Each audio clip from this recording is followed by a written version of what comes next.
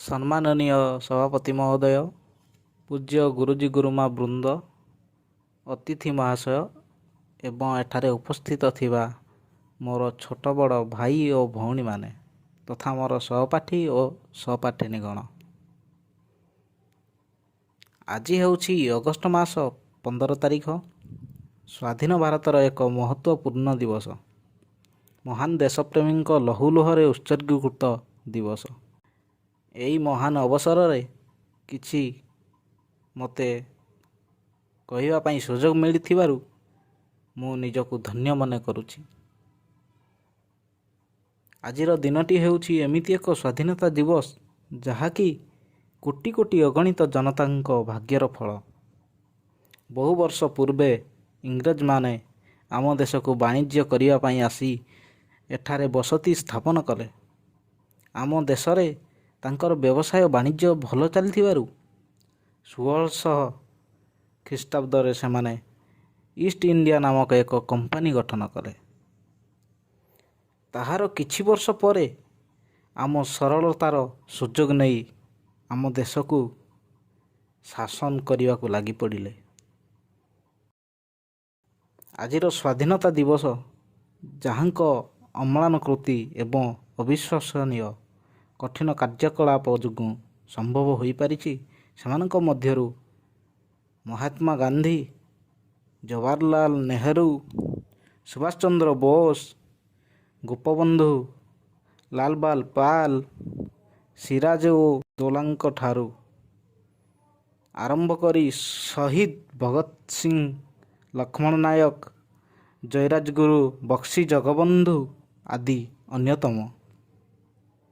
ସେମାନଙ୍କର ଉତ୍ସର୍ଗୀକୃତ ଜୀବନ ଆମକୁ ପ୍ରତିଟି ସୋପାନରେ ପ୍ରେରଣା ଯୋଗାଇ ଆସୁଛି। ନିଜ ଜୀବନକୁ ଦେଶ ମାତୃକାର ସେବାରେ ନିୟୋଜିତ କରାଇ ସେମାନେ ଆଜି ଆମରି ନିକଟରେ ଅମର ହୋଇ ରହିଛନ୍ତି। ସେମାନଙ୍କର ଅକ୍ଳାନ୍ତ ପରିଶ୍ରମ, ତ୍ୟାଗ, ତିତିକ୍ଷା ଏବଂ ଅହର୍ନିଶ ଦେଶ ମାତୃକାର ସେବା ନ ପାଇ ମାନସିକ ନିର୍ଯାତନାକୁ ମନେ ରଖି ସେମାନଙ୍କ ଆତ୍ମ ପ୍ରତି ବିନମ୍ର ଶ୍ରଦ୍ଧାଞ୍ଜଳି ଜ୍ଞାପନ କରିବା ଉଚିତ।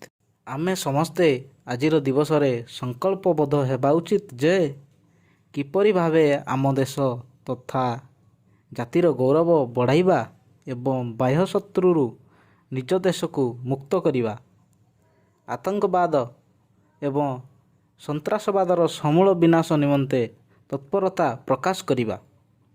ସ୍ୱାଧୀନତା ହେଉଛି ଆମ ପ୍ରାଣର ରାଜା, ଅମୂଲ୍ୟ ସମ୍ପଦରେ ଭରା ଏକ ଭାରତୀୟ ବ୍ୟକ୍ତି ଭାବେ ବହୁବିଧ ଯୋଗ୍ୟତାର ପ୍ରକୃତ ପରିଚୟ ଦେବାର ଏକ ବଳିଷ୍ଠ ଉପାୟ। ପ୍ରତ୍ୟେକ ବ୍ୟକ୍ତିକୁ ତା'ର ଅଧିକାର ଉପରେ ସଚେତନ କରାଇବା।